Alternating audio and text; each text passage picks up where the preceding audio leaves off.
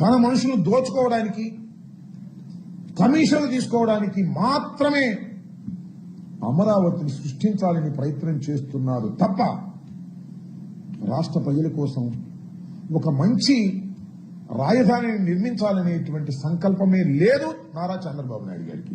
దోచుకోవటమే, అన్నిటి కాడికి దోచుకోవటం. సంపద సృష్టిస్తాం అంటున్నాడు కదా, సంపద సృష్టిస్తున్నారు. ఎవరికి సృష్టిస్తున్నారు? తన తాబేదారులకు సంపద సృష్టించడానికి ఏర్పాటు చేసినటువంటిదే రాజధాని నిర్మాణం అమరావతి. అంత అవినీతిమయమైపోయినటువంటి అమరావతి. ఒక మాటలో మీకు చెప్తాను, అమరావతిలో ఇప్పుడు మేము చూశారు బెంగళూరు, హైదరాబాద్ లాంటి మంచి సిటీస్ లో ఏదైనా ఒక నిర్మాణం చేపట్టాలంటే మాక్సిమం 4,500 రూపాయలు ఖర్చు అవుతుంది. ఇది ఇంతకుముందు జగన్మోహన్ రెడ్డి గారు కూడా చాలా స్పష్టంగా చెప్పారు. అంతేకాదు పోనీ మన తాడేపల్లి, మన గుంటూరు ఇక్కడ అనుకుంటే ఒక 2,500 స్క్వేర్ ఫీట్ కి, లేదు 5 స్టార్ లెక్కన వేసుకున్నాం అనుకో, ప్రభుత్వాలు ఎలా కడతాయో కాంట్రాక్టర్లు ఎలా కడతారో మనందరికీ తెలుసు. వేసుకున్నాం అనుకోండి మాక్సిమం 3,500. ఇక్కడ విజయవాడ, గుంటూరు, తాడేపల్లి ప్రాంతాల్లో. ఏందబ్బా మరి నాకు అర్థం కాలేదు. బెంగళూరులోను, హైదరాబాద్ లో కన్నా, చెన్నైలో కన్నా అమరావతిలో 14,000 నాకు తెలిసి భారతదేశంలో ఎక్కడ స్క్వేర్ ఫీట్ ఇంత పడదు. 14,000 నుంచి 16,000 రూపాయలు వెచ్చించి నిర్మాణం చేపడుతున్నారంటే ఏమనాలి దీన్ని? దోపిడీ కదా. అనేక సందర్భాల్లో మేము చెప్తున్నాం, దీనికి చంద్రబాబు నాయుడు గారు గాని, తెలుగుదేశం పార్టీ గాని, ప్రభుత్వం వైపు నుంచి గాని లాజికల్ గా సమాధానం చెప్పగలిగారా అని నేను అడుగుతా ఉన్నాను.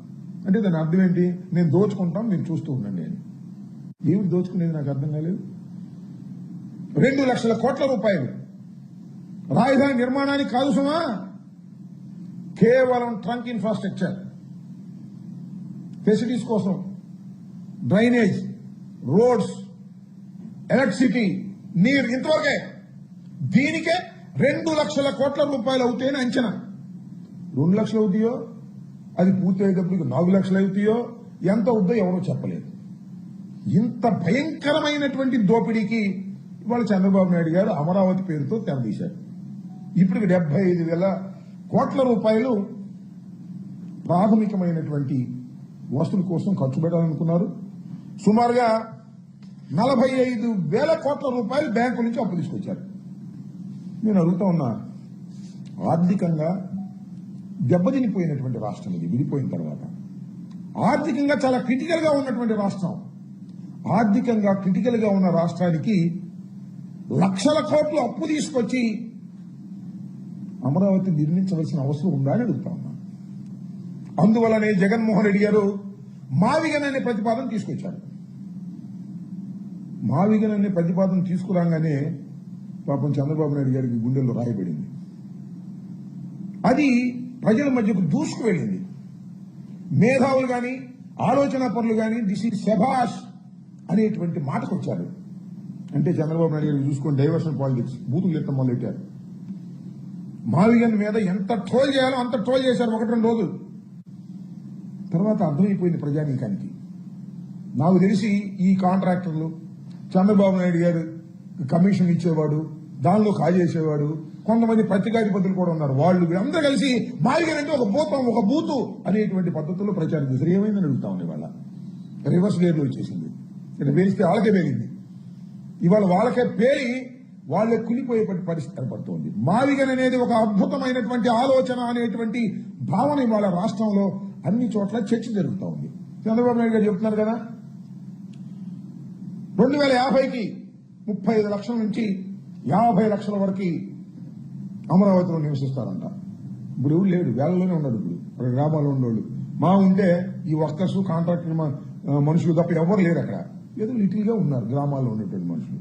1950కి 35-40 లక్షల 45 లక్షల మంది వస్తారంట.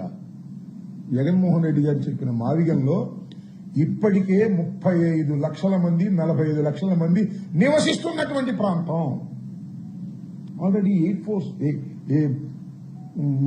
ఫ్లైట్స్ దిగడానికి కావలసినటువంటి ఎయిర్పోర్ట్ ఉంది, ఇంటర్నేషనల్ ఎయిర్పోర్ట్, హాస్పిటల్స్ ఉన్నాయి, రోడ్స్ ఉన్నాయి.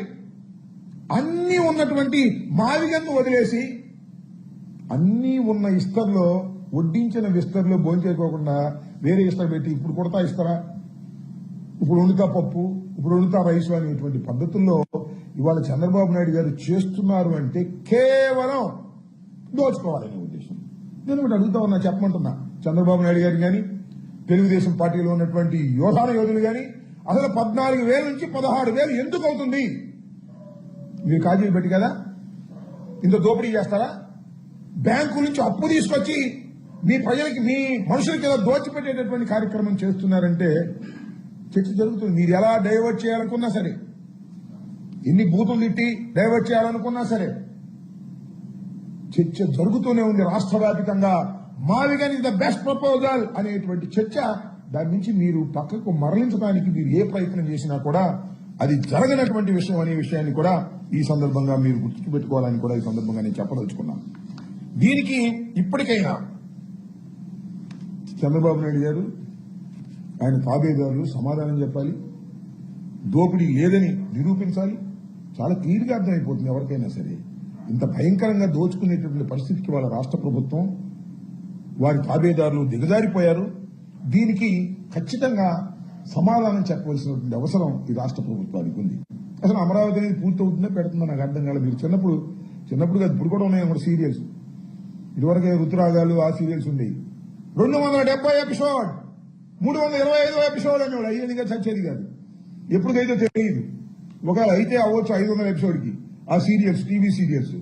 ఇది మాత్రం ఎన్ని ఎపిసోడ్ అయినా కాదు. అమరావతి అయ్యేది కాదు, పెట్టేది కాదు, ఆ స్థలం సరైంది కాదు, ఆ నిర్ణయం సరైంది కాదు. అర్థమైపోయింది 12 సంవత్సరాల్లోనే ఆ నిర్ణయం సరైంది కాదు అని ప్రజలకు చాలా క్లియర్ గా అర్థమైపోయింది. ఇవాళ మావిగనే సరైనటువంటి ప్రపోజల్ అనేటువంటి పద్ధతుల్లో ఇవాళ ముందుకు సాగుతూ ఉంటే చంద్రబాబు నాయుడు గారు ఏదో ఒక విధంగా దీన్ని డైవర్ట్ చేసి దీనిలో ఏదో లబ్ధి పొందాలనేటువంటి ప్రయత్నం చేస్తున్నారు. దీన్ని ఖచ్చితంగా ప్రజలు గమనిస్తున్నారు. చంద్రబాబు నాయుడు గారు ఎన్ని డైవర్షన్లు చేసినా జగన్మోహన్ రెడ్డి గారిని వ్యక్తిత్వ హననం చేసే కార్యక్రమం చేస్తున్నారు, బూతులిట్టే కార్యక్రమం చేస్తున్నారు. ఆయనకి చాలా ఛానల్స్ ఉన్నాయి, వేయించా శాటిలైట్ ఛానల్స్. అవి కాకుండా యూట్యూబ్ ఛానల్స్ పెట్టుకున్నారు కొన్ని. లోకేష్ గారు కొన్నాడంట వేల సంఖ్యలో యూట్యూబ్ ఛానల్స్ పేజీలు కొని దానిలో మావిగనంటే బూత్ మాట, మావిగనంటే బూత్ మాట అని ఓటు చేశారు. రివర్స్ అయింది. ఇవాళ అమరావతి ఒక పెద్ద బూతు. అమరావతి అనేది సాధ్యమయ్యేటటువంటి పరిస్థితుల్లో లేదు అనేది చాలా స్పష్టంగా అయిపోయిన తర్వాత ఇవాళ ప్రజలు చర్చించుకుంటున్నారు. తిరగబడేటటువంటి పరిస్థితుల్లో కూడా ఇవాళ ఉన్నారు అనే విషయాన్ని గమనించాలని ఈ సందర్భంగా చెప్పదలుచుకున్నాం. మావిగన్ ఇస్ ద బెస్ట్ ప్రపోజల్.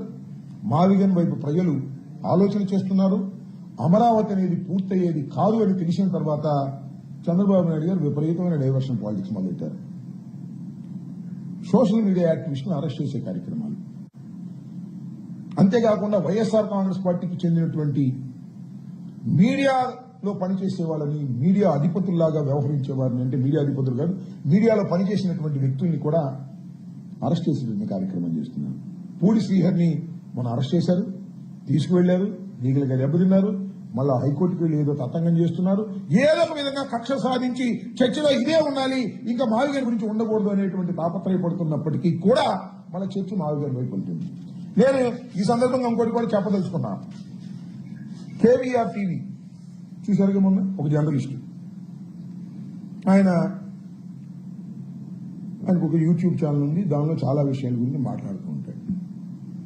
మొన్న ఆంధ్ర పోలీసులు వెళ్ళారు, రాత్రిపూట ఇంట్లో ప్రవేశించి ఆ కేవీఆర్ వచ్చేంత వెళ్ళమంటున్నారు. ఏం పోయేకలం వచ్చిందో నాకు అర్థం కాలేదు. పోలీసులు వెళ్లి ఒక నోటీస్ ఇచ్చి రమ్మని చెప్పొచ్చు. దొంగలు కాదు, దోపిడీదారులు కాదు. Is a journalist.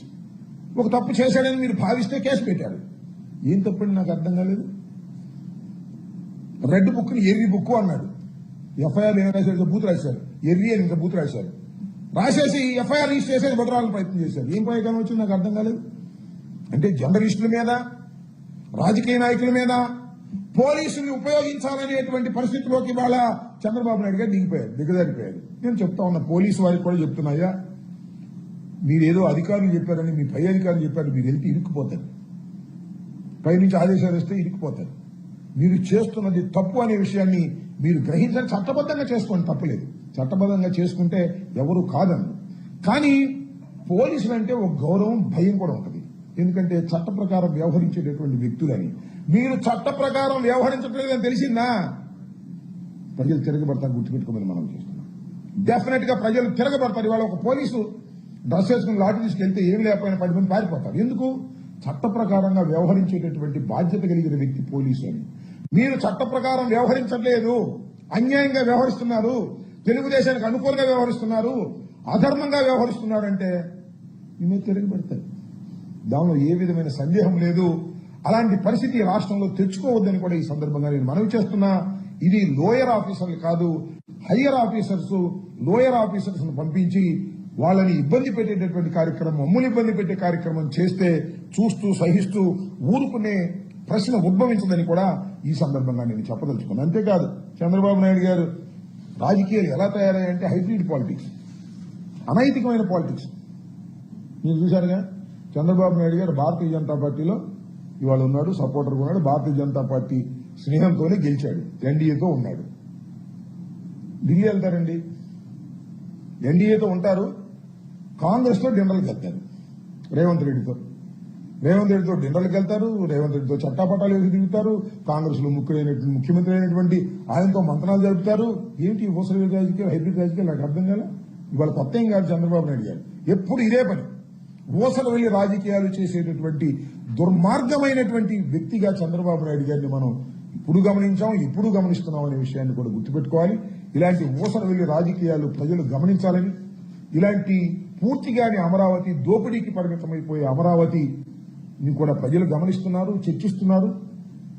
మాదిరిగానే సరైనటువంటి ప్రతిపాదన అనేటువంటి పద్ధతుల్లో ఇవాళ చేస్తున్నారు. ఇవాళ 2 లక్షల కోట్లు పెట్టి అమరావతిలో అప్పు తీసుకొచ్చి చేస్తుంటే ఆరోగ్యశ్రీ సంక్రాంతిపోయింది. దానికి డబ్బులు కేటాయించట్లా, వ్యవసాయాన్ని కేటాయించట్లా, విద్య కేటాయించట్లా, అమరావతి తప్ప ఏమీ లేదు రాష్ట్రంలో అనేటువంటి పద్ధతుల్లో వ్యవహరిస్తున్నారు. ప్రభుత్వం చేయవలసినటువంటి కార్యక్రమాలకి డబ్బులు కేటాయించుకోకుండా అప్పులు తీసుకురావడం, ఖర్చు పెట్టడం, కమిషన్లు తీసుకోవడం, సంతులు మోసుకెళ్తాం అనే కార్యక్రమంలో ఇవాళ నిమగ్నమైపోయినటువంటి బాబు కొడుకులు దీనికి సమాధానం చెప్పవలసినటువంటి అవసరం ఉన్నది. ఆ సమాధానం చెప్పకపోతే మీరు ప్రజల నుంచి తిరుగుబాటు కూడా ఎదుర్కొనే పరిస్థితి ఏర్పడుతుందనే విషయాన్ని కూడా గమనించాలని ఈ సందర్భంగా చెప్పదలుచుకున్నాను.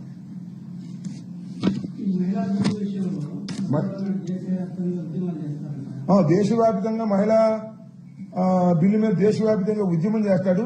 ఈనాడు ఆంధ్రలో రాంచుకుంటాడు, రాష్ట్రంగానే రేవంత్ రెడ్డితో వెళ్తాడు. అంటే మహిళా బిల్లుకు వ్యతిరేకంగా ఓటు వేశారని చెప్పబడిన కాంగ్రెస్ వారితో చక్కగా పెళ్లేం అక్కడ చేసుకుంటాడు, సంవత్సరం ఎక్కడ చేస్తాడు. ఏం నాకు అర్థం కాదా? దీనికి సమాధానం చెప్పమనండి. మహిళా బిల్లు కోసం దేశవ్యాప్తంగా తిరుగుతాడు. ఈనాడులోను, ఆంధ్రజ్యోతిలోను, టీవీ5లోను, ఈటీవీలోను, లేకపోతే ఏబిఎల్లోను అద్భుతంగా మెయిన్ హెడ్డింగ్స్ చెప్పుకుంటారు. తమిళనాడు వెళ్ళి కూడా ప్రచారం చేస్తాడు, ఎన్డీఏకి అని చెప్తాడు. ఇక్కడేమో వెళ్ళి ఈయనతో మాట్లాడతాడు, ఎవరు? రేవంత్ రెడ్డి గారితో. రెడ్డి గారు చెప్తే మన రాయలసీమ ఎత్తిపోతల పథకాన్ని కూడా ఆపేస్తాడు. ఇది నేను చెప్పిన మాట కాదు, మేము ఆరోపిస్తున్న మాట కాదు. ఖచ్చితంగా రేవంత్ రెడ్డి గారే ఆన్ రికార్డు చెప్పాడు శాసనసభలో. నేను చెప్పబట్టానండి, రాయలసీమ ఎత్తిపోతల పథకం ఆపేశాం, చంద్రబాబు నాయుడు గారితో చెప్పి ఆపించానని ఆయన మీసం నిలేశాడు. ఏం చేయాలి దీనికి నాకు అర్థం కాల. రేవంత్ రెడ్డి చెప్తేనేమో రాష్ట్రంలో పనికొచ్చేటటువంటి ప్రాజెక్టులను, నీటి ప్రాజెక్టులను ఆపేస్తాడు. మహిళా బిల్లు కోసమేమో ఓటేస్తాడు. మహిళా బిల్లుకు వ్యతిరేకంగా ఓటేసిన వాళ్ళతో రహస్యంగా ఏముంది, బహిరంగానే వెళ్ళి డిన్నర్లు చేస్తారు. ఏంది బ్లాక్మెయిల్ పాలిటిక్స్ అని నాకు అర్థం కాల. దేశవ్యాప్తంగా తిరగడం ఎందుకు? రేవంత్ రెడ్డితో చెప్తే పోయేది కదా.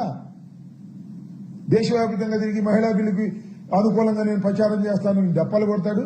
మళ్ళీ ఏదన్నా డీల్ చెడితే మహిళా బిల్లుకు వ్యతిరేకంగా కూడా మాట్లాడతాడు. చంద్రబాబు నాయుడు గారు హైబ్రిడ్ పాలిటిక్స్, అదే విధంగా ఊసర వెళ్లి పాలిటిక్స్ ఆడటం అనేది కొత్త ఏమీ కాదు. మరింతగా ముదిరిపోయి వాళ్ళు ఆడుతున్నారనే విషయాన్ని రాష్ట్ర ప్రజానీకం, దేశ ప్రజానీకం తెలుసుకోవాల్సిన అవసరం ఉందని ఈ సందర్భంగా చెప్పదలుచుకున్నాను. ఇంకా